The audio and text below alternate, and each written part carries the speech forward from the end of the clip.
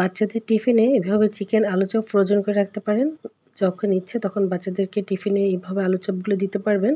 আসসালামু আলাইকুম, cooking with আপনাদেরকে স্বাগতম। আজকে আপনাদের জন্য চিকেন আলু চপের রেসিপি নিয়ে এসেছি। একটি হাঁড়িতে সরষের তেল দিয়ে তাতে পর্যাপ্ত পরিমাণে পেঁয়াজ দিয়েছি। আমি দারচিনি, এলাচ, লং দিয়েছি। দিয়ে ভালো করে পেঁয়াজটা ভেজে নিচ্ছি। রসুনের পেস্ট দিয়েছি 1 চামচ, আদার পেস্ট দিয়েছি 3 চামচ। দিয়ে জিরে গুঁড়ো দিয়েছি আমি 1/2 চামচ, ধনে গুঁড়ো দিয়েছি আমি 1/2 চামচ। দিয়ে ভালো করে হলুদের গুঁড়ো দিয়েছি আমি 1/2 চামচ।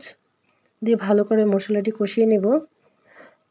1 চামচ দিয়েছি আমি লবণ। লবণ আপনারা যে পরিমাণে খান সেই পরিমাণে আপনার স্বাদ অনুযায়ী দিবেন। আমি এখানে চিকেনের কিমা করে নিয়েছি চিকেনটা। আপনারা এভাবে নিতে পারেন। আমি এখানে 200 গ্রাম চিকেন নিয়েছি।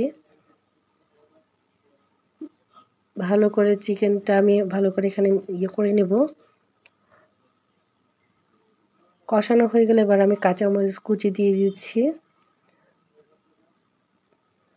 কাঁচামরিচ দিয়ে আমি আরেকটু ভালো করে নেড়েচেড়ে এরপর আমি ধনিয়া পাতা দিয়ে দেব। ধনিয়া পাতা দিয়ে আমি নামিয়ে নেব।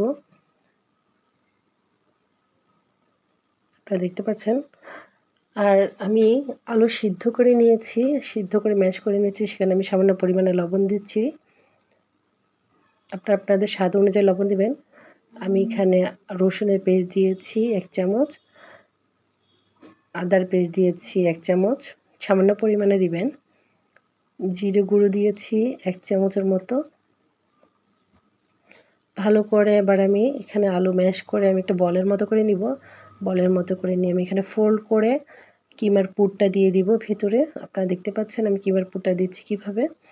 দিয়ে এবার আমি চারিদিক থেকে ঘুরিয়ে এটাকে সুন্দর করে মিলিয়ে নিব। আর ভালো কথা, আপনারা হাতে একটু সয়াবিন তেল মেখে নেবেন, তাহলে হাতে আর আপনাদের আলুগুলো লেগে আসবে না আর সুন্দর ফিনিশিংয়ে আসবে। এভাবে করে আপনারা দিতে পারেন। আর এই ফ্রোজিং আলু চপ অনেকদিন যাবত থাকবে।